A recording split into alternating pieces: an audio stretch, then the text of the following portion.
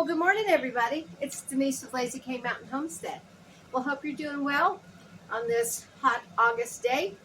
And with August comes tomato harvest. So these tomatoes I actually didn't grow. I bought them from Edward's Orchard. They're beautiful, ripe. They're a firm tomato. They're called Mountain Duke.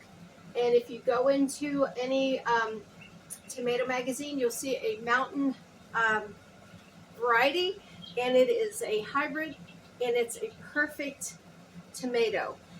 You can see that's just about as perfect as you can get.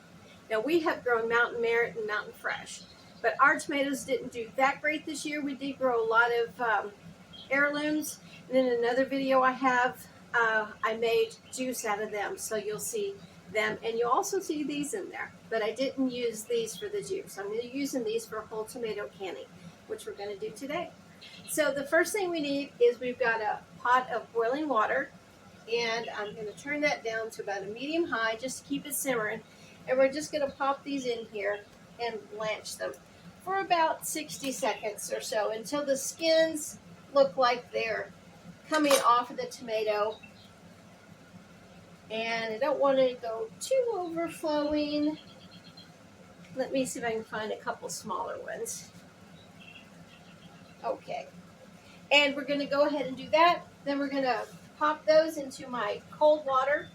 I've got my pan here ready for the peels and cores, and this one I'm going to put my tomatoes in as I slice them up and chop them up however I want to make. I want them as whole as possible to go into the jars, but these are pretty big. So we're going to put them in here, and then we'll cook them again. So that's the process we're waiting on. I'm going to pressure can these, which will be quarts, 10-pound pressure with a weighted, let me see if I've got my weight over here. Yep, mine's a weighted pressure canner, 10 pounds. If you have a gauge, you're going to want to do that at 11 pounds and 10 to 15 minutes, and I like to do 15. So while these are waiting to blanch properly, I'll be back and we'll get started. Okay, that didn't take very long. You're going to see, let me see if I can bring this up here to the camera. You see how that skin has already split away from the tomato? If that's what you want.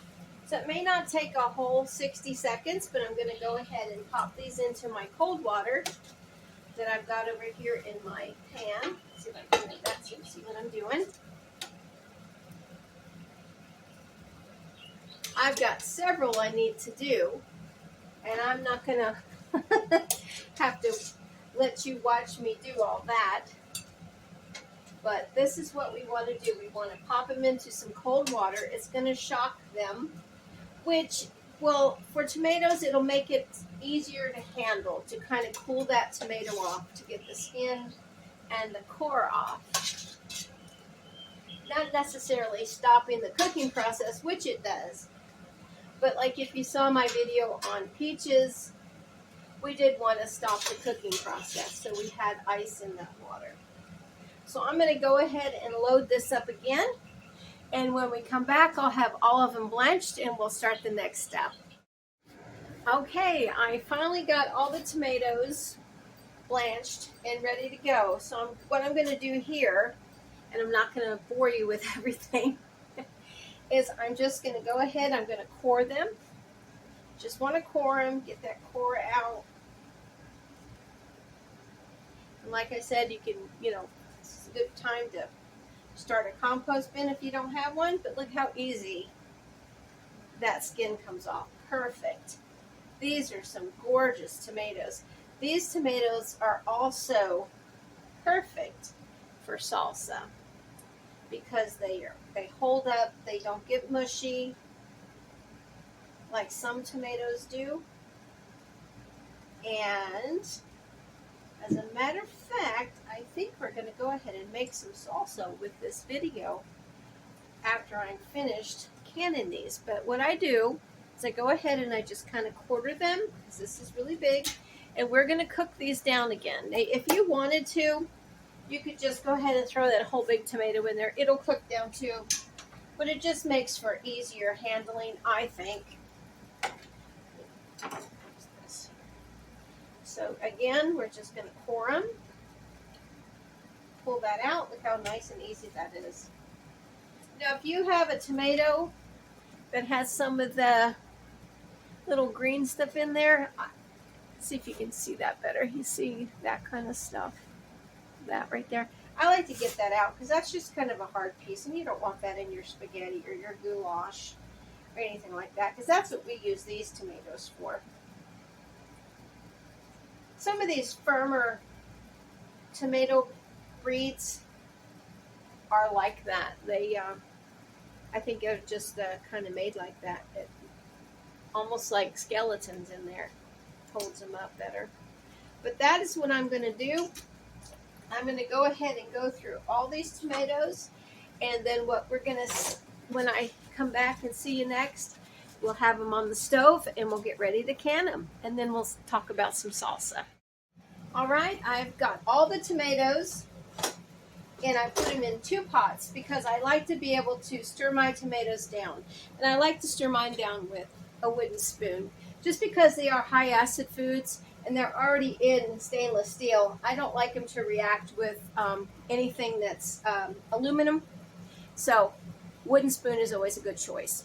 Now, I like to cook my tomatoes down for one reason. In a lot of the books, you'll see that you go ahead and you put them in the jars, and then you add hot water. Well, if you do it this way, you don't have to add any water. You have the natural juice of the tomato that's been cooked down slowly over time. And this will probably cook, I'll start for a half hour, and I may have to go an hour because they're pretty firm still. They're ripe, but they're firm. And I want them to have their own natural juice when I go to put them in. That way you don't have all this water standing in your tomatoes. If you've ever canned before, and I'm not saying these won't do it, but because these are really firm, they may not do it as much. If you ever canned tomatoes before and you've got your jar and you're taking them out of your canner and you've got all the fruit up here and you've got like this much water at the bottom, you're wondering, what did I do wrong? Well, you didn't do anything wrong. That's just the natural process of it separating. But if you only have tomato juice from your tomato, it's usually a lot less, in my opinion, my experience. But again, this might make a liar out of me. But that's what I like to do. So I'm going to go ahead and cover these. Well, I think I need 2 big pot lids. There we go. And I'll go get one that fits this one. And I've got them on low to start, and I will make sure that they don't scorch. Tomatoes do have sugar in them, natural sugar, so they can scorch. So you want to make sure, start low, and then you can work your way up to maybe a low, high-low. I don't usually go any higher than a medium, and I'm very cautious with that because I don't want burnt tomatoes, because then you've ruined them. So I will see you guys back when we are getting ready to can these. Hey everybody, I am getting ready to can now. Yes, I did change my clothes. I went outside and it was so hot out there. I was sweating like a pig, so I had to change my clothes. So in case you're wondering, or if you're not, I have to put salt in each one of my jars. Now, these peppers, these tomatoes are super hot. So I've got my jars actually sitting in some hot water over here with hot water. These are hot, so I'm going to take them out one at a time. And I've got my canner on over here. So we need 1 teaspoon of salt, 2 at a time. And we are going to go ahead and can some whole tomatoes, well quartered tomatoes. These jars are regular size, so they can't really hold a whole tomato. If I had some wide mouths, and I'm saving them for potatoes, so we'll just deal with this. But you'll see my tomatoes are cooked down, and look at the juice that they made. And that's what I was talking about. I don't like to add any water to them because they make their own juice. Let's see, let me bring this over. I don't usually do things from this side, but let's see. This is juice that it made. So you really don't need, in my opinion, any extra water. Now, if you were cold packing them, I guess you could, but I like to cook tomatoes down. It's just something I was taught many years ago. And the recipes and even the Blue Book will say, go by what your recipe says. So that's what I'm doing. And we are going to also have a 1/2-inch headspace, and mine is just a little bit over. So I'm going to go ahead and take care of that right now.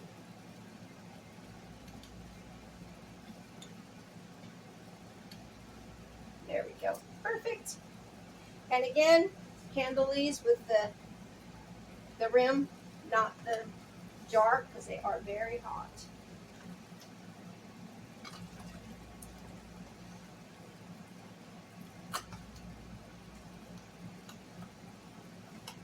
And if you do have to handle them, use a tea towel or a oven mitt.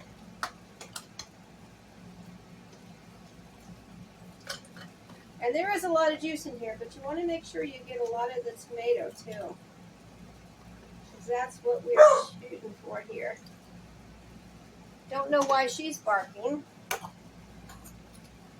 We've had some deer out there in the yard, and she's kind of been going crazy about that.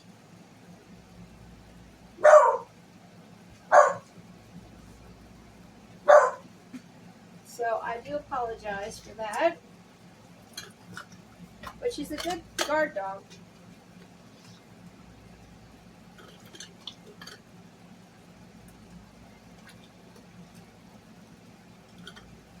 Sometimes she likes to bark at the cats too.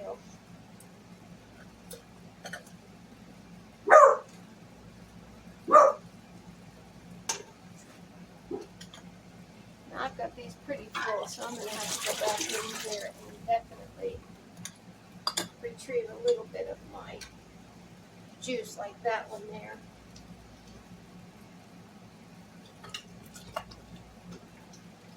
So this is definitely what you call hot pack.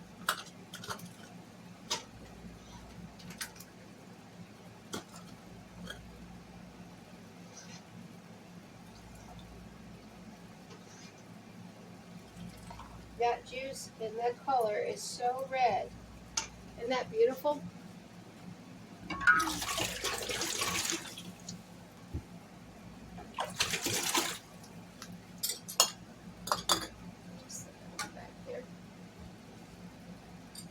Retrieve.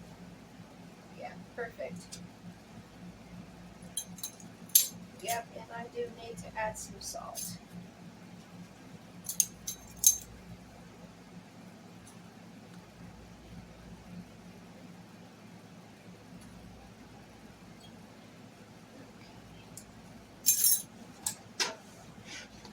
We'll get almost 7 out of this one. I've got the other one back there.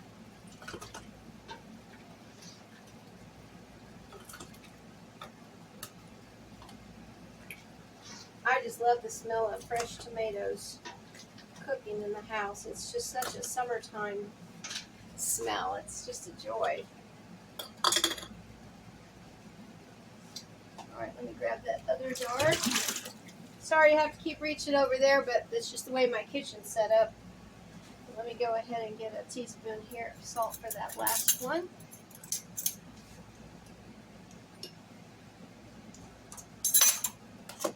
That is sea salt, by the way. I like using that.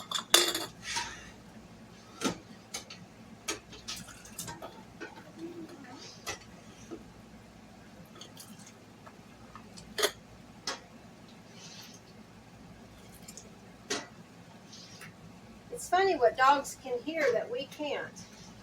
Thank goodness for that, right?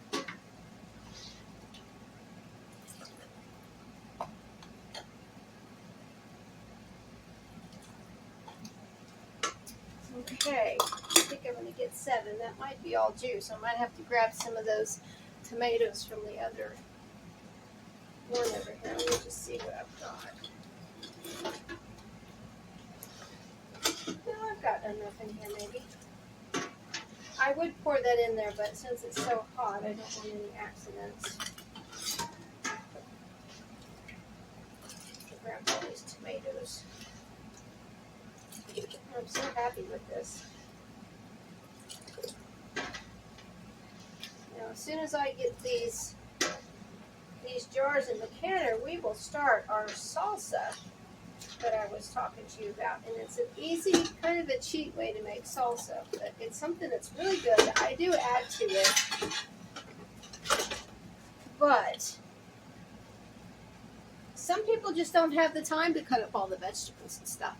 I do add onions and peppers and jalapeno peppers. So you'll see what I'm talking about in just a moment. We get these guys in the canner.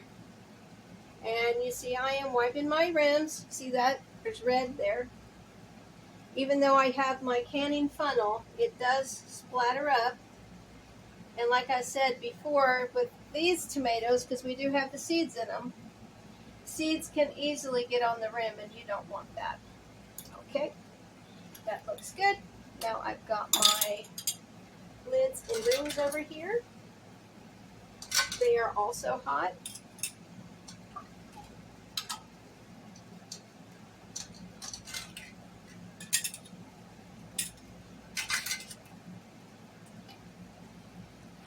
You know, there's some things I do cold pack and some things I do hot pack. Like my green beans, I'll do cold pack.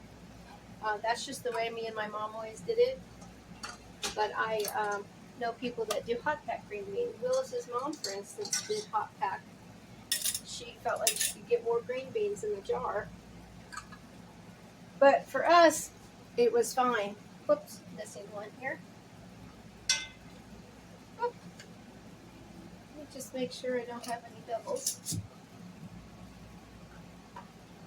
Let's throw that one in the hot water real fast while I put these rings on. And again, I'm going to go ahead and use my tea towel to just hand tighten these, but I'm just putting them on right now, just like this, because I'm not touching any that hot.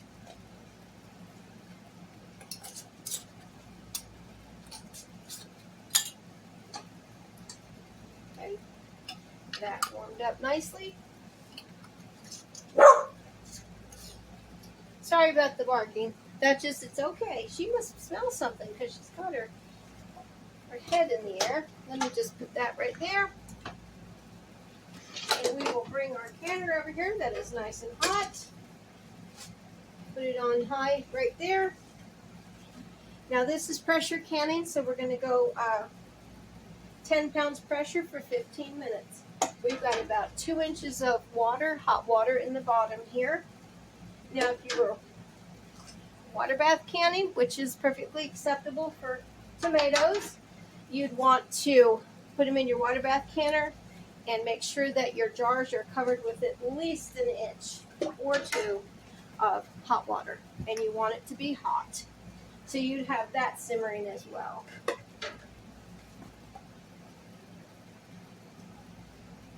These are just beautiful.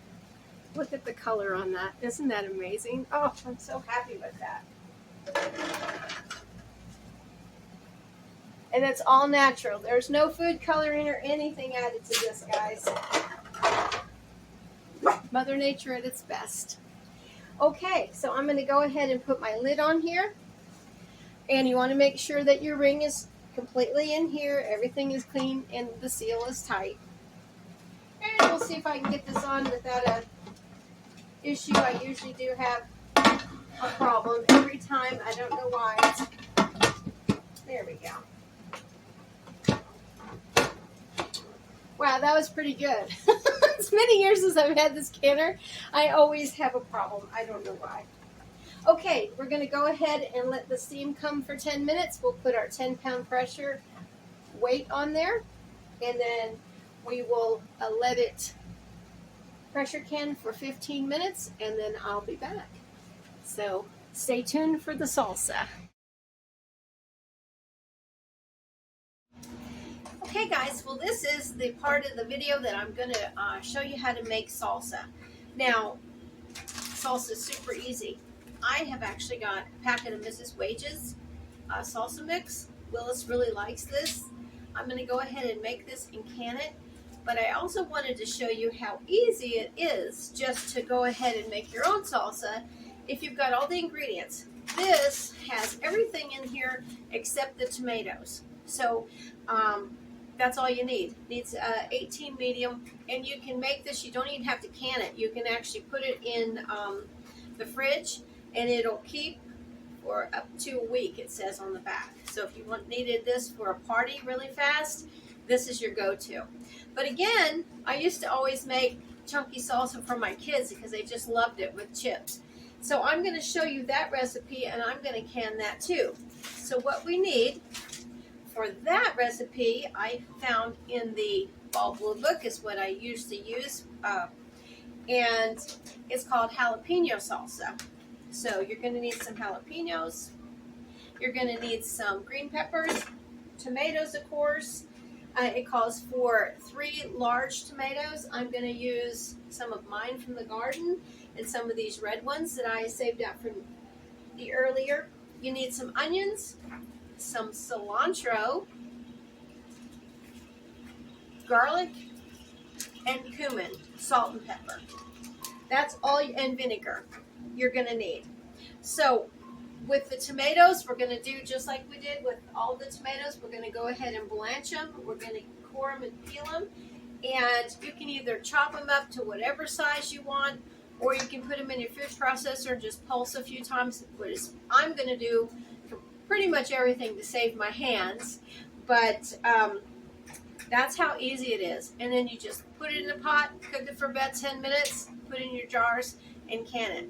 So let's get started. I'm going to go ahead and I've got these blanched, put them in my cold water, and I'll meet you at the food processor. Okay, guys, I've got all my vegetables, my tomatoes, everything prepped. And I'm going to go ahead and start putting them in the food processor, and I'm just going to kind of pulse these. I'm not going to put it on so it's, mush, because I like my tomatoes to be kind of chunky. And for the Mrs. Wager's recipe, she calls for Mrs. Wager's recipe. With Willis's Tennessee accent, it sounds like wagers. So I tend to say that. She calls for 6 pounds or roughly 18 medium tomatoes and that makes 5 to 6 pints with everything else. The vinegar and this packet right here without adding anything else to it. That's 5 to 6 pints.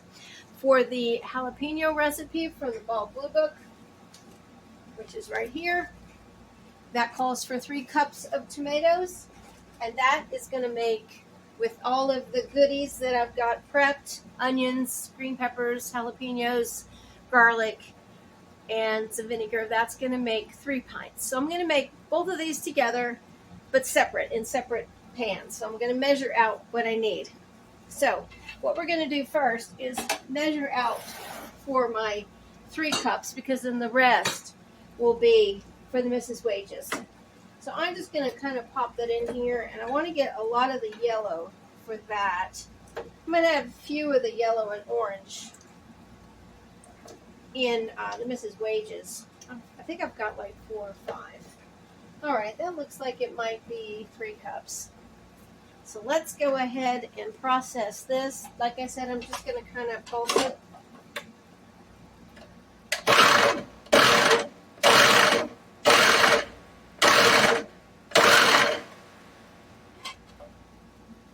Maybe just another.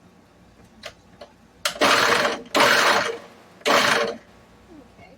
I want it to be, yeah, that's perfect. The size where it could go on, to a chip nicely and not overpower the chip. All right, let me go ahead and move this. And I am going to, let me get a spoon. Did I put one over here? Well, of course I didn't. Why would I? I would be just too prepared. I'm going to take my chopper out of there. And this is a 4-cup measure. And I might go ahead and do 4 cups. We'll see what that is. Oh, actually, it's right at 3 cups. Hey, that was pretty good. Okay, so we're going to go ahead and set this aside. And I'm going to go ahead and take care of all these tomatoes, and we'll be back.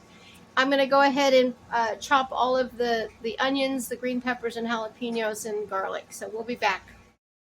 Okay, here we go. We've got both of our pots. This is going to be the Mrs. Wages. It has the tomatoes, and I did put a little bit of the green pepper and onion in there. Had a little bit more than I needed, so I went ahead and just put that in there. This is the one that is the jalapeno salsa from the Balboa book. And I need to add the 1 cup of chopped onion. So I'll go ahead and put that in there. So we'll go ahead, and I've got both of these on medium. Again, you want to have heavy bottom pots. I've got this one in a Pioneer Woman, which is the Teflon, which is really good. This one is the heavy bottom. Now, in the jalapeno, I need to add my 4 jalapenos. I went ahead and I seeded these, and I diced them up manually. I did not use the food processor. And I'll tell you why. If you put these in a food processor, it will get your throat in. It can really get down in there and cause you to have problems. At least for me, it does. I've tried to dehydrate peppers one time in the house, and it got me, even green peppers, because I think it's capsaicin. I know I'm probably not saying it right, but I'll put it up here. I had to put it outside on the back porch to dehydrate. So I've got these nicely chopped. They're not a real fine chop, they're a rough chop, but that is good enough, and they are seeded. If you leave the seeds in, you'll have a very hot salsa. Now, if that's what you want, that's fine. So I'm going to go ahead and mix them in. Now, to the Mrs. Wages, oh, it's so pretty. The Mrs. Wages, all we need to do is add the package, and this is hot. You can see the hot salsa. So I did not put any of the jalapenos in this one. It's got everything we need right in there. And we'll mix that up. And the only thing that we need to, and I can smell that right going up my nose. Only thing else we need for Mrs. Wages is a 1/2 cup of vinegar, white vinegar. This is 1 cup, but I need a 1/2 cup for my other.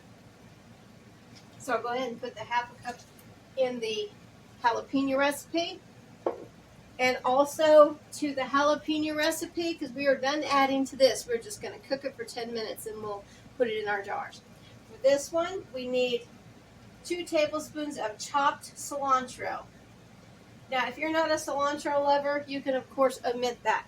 Mrs. Wages does have cilantro in hers. We're also going to add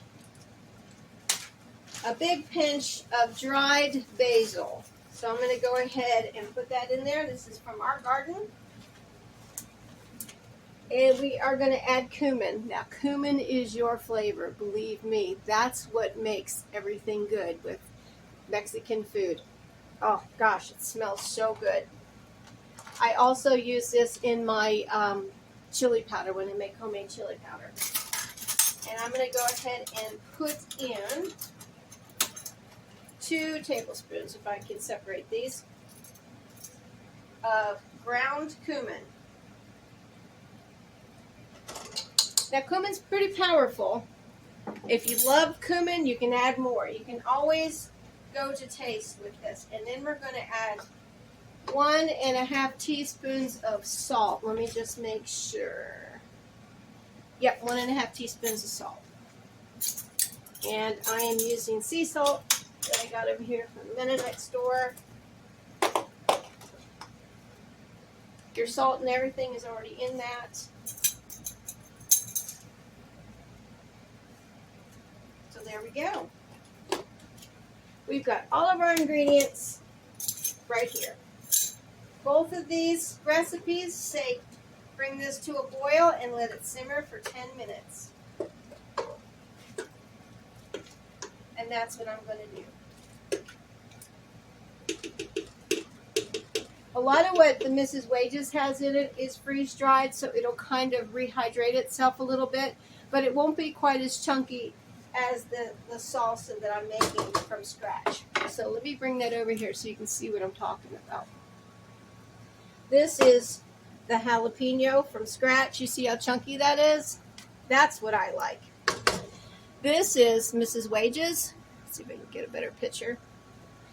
It's going to be chunky, but mostly with the tomatoes. I put a little bit of stuff in there just to give it a little added chunk to it, but it's going to be delicious.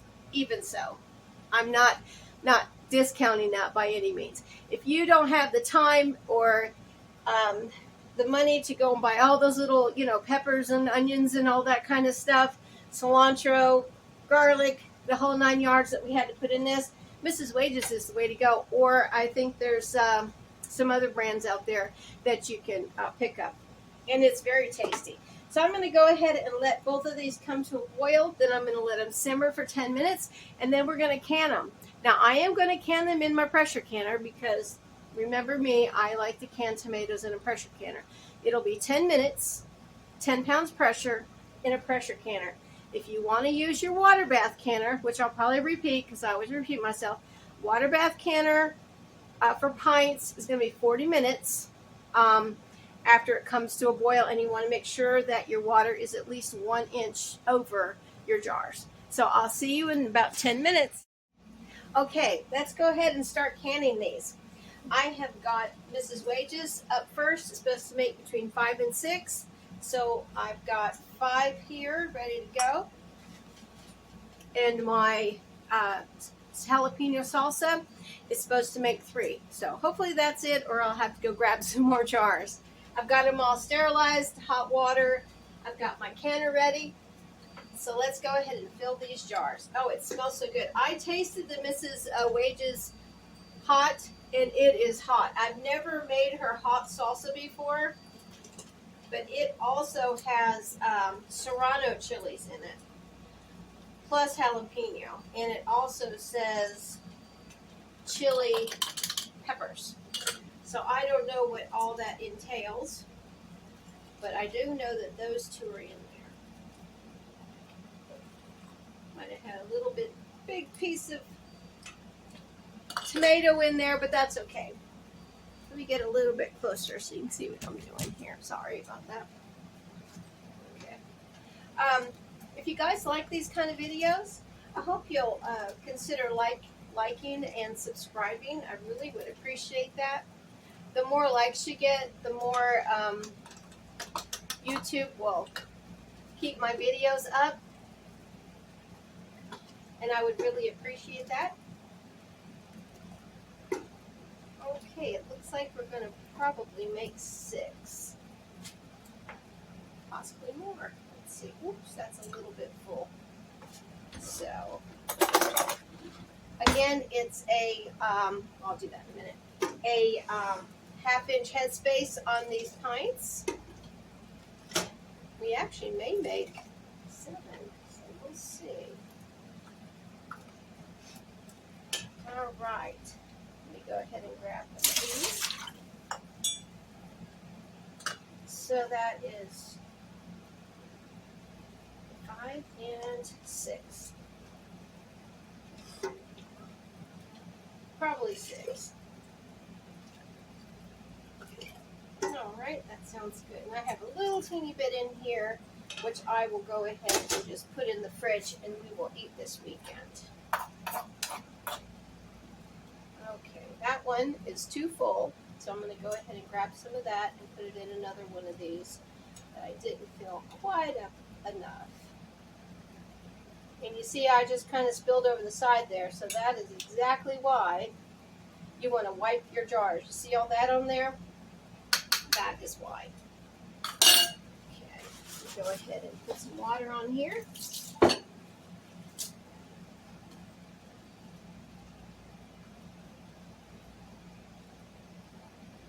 See what I mean? You don't want that to try to seal because it won't. It is in the way of your ring and your lid. Go ahead and rinse that again.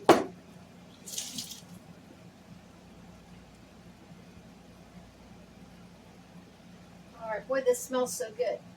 Now, if you're wondering, why would somebody want all this salsa? Well, we love it. If you've ever tried salsa, just not on chips, but have it on eggs. When I was in the military, I was stationed in Fort Sam in San Antonio, and this was back in 1988 and 89. If you didn't tell the ladies that you didn't want salsa for breakfast on your eggs, no matter how they were, scrambled, fried, poached, however you chose to have your eggs, and you didn't tell them that you didn't want it, it went on there. Well, I had never had salsa on my eggs. Well, I learned to love it. I mean, I didn't actually have to learn to love it because I always loved salsa. His dad used to make salsa. So I really enjoyed that. So that's one thing that we do. Also, you can use this salsa when you have tacos. You can put it on with your burritos. Any kind of food that you would want to match with salsa. Give it a try. It's really good. Okay. Again, these are going to be hand tight. And I'm going to put them in my canner. Let me go ahead and turn that one off. And let me move this over here into the sink. And I will move the jalapeno. Okay. Hand tight. And into the canner they're going to go. Now this isn't going to be super heavy for me because it's pints, so I can just scoot it over to my burner as soon as I get these done. So let's see how many this is going to make. And I'm going to have to go get a couple more jars. Alright, here is my salsa that's called jalapeno salsa from the Ball Blue Book. And you can see it's really chunky. And it's more colorful, I think. It's got everything fresh in there. So that's my favorite.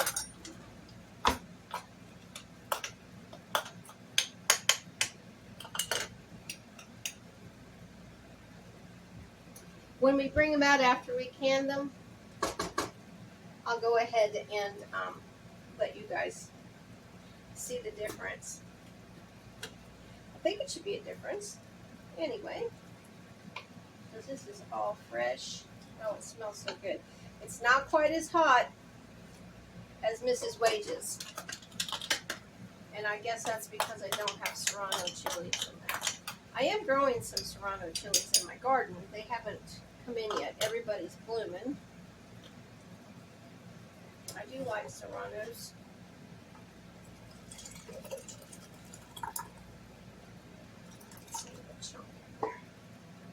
Alright, I've got a little bit of that left over too. Pour some of that juice out. There we go. I don't like as much juice. Okay, that looks really good. I can probably add a little bit more to this one. Let me get some of that. Don't have that much. Probably a half a cup. So, left in this one. Okay, let me just pop this over here with the other one. Grab my towels to wipe my jars. Yep, and let me go ahead and pop this guy here. Turn it on. Now I should be able to fit these in there just fine. That would be 8. Perfect. So I will say that they made pretty much what they said they would make. Mrs. Wages made a little bit more, probably because I added a little bit of the pepper and onion to it just to kind of make it a little bit chunkier. Otherwise, it probably would have been a perfect 5. All right, let's go ahead and put our lids and rings on.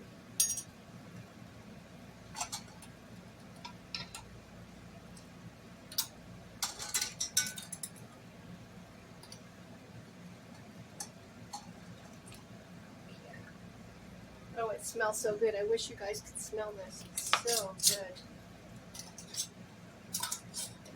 And because it is hot, we're going to go ahead and just hand tighten that. You can see the difference in the color. Let's see if I can pull one of Mrs. Wages out. It's still very pretty. It's more of a tomato, but you can see some of the green and stuff in there. A little bit different. Mrs. Wages is a lot hotter. I usually make the mild or medium of hers, so, but Willis likes the hot. Okay, perfect. So my canner fits exactly 8 pints. Sorry about that. Rocking the boat. Okay, I'm going to go ahead and put the lid on. We're going to let that steam for 10 minutes, and then I will let it pressure can for 10 minutes after it starts rocking. Again, if you want a water bath can, you're going to want to have your water over your jars at least 1 inch, and then you want to process them for 40 minutes, and that is according to the Mrs. Wages package. And if you're doing them both like this, like I did, I would just go ahead and do them all the same. So I will see you guys in a few. Well, here is the finished product. The salsa is beautiful. As you can see, the Mrs. Wages is on the right, and that's the deep red. And on the left, those 3 jars are what I made homemade. And I think it's a little bit more orangey because I did have a little bit more of the yellow tomato in there, but they both look wonderful. They all sealed. I'm getting ready to write what they are on top and the date and take those rings off and put them away. So when we decide we need salsa, I think I'm ready for the year. Well, y'all have a great day from Lazy K Mountain Homestead. See you in the next video. Thanks for watching.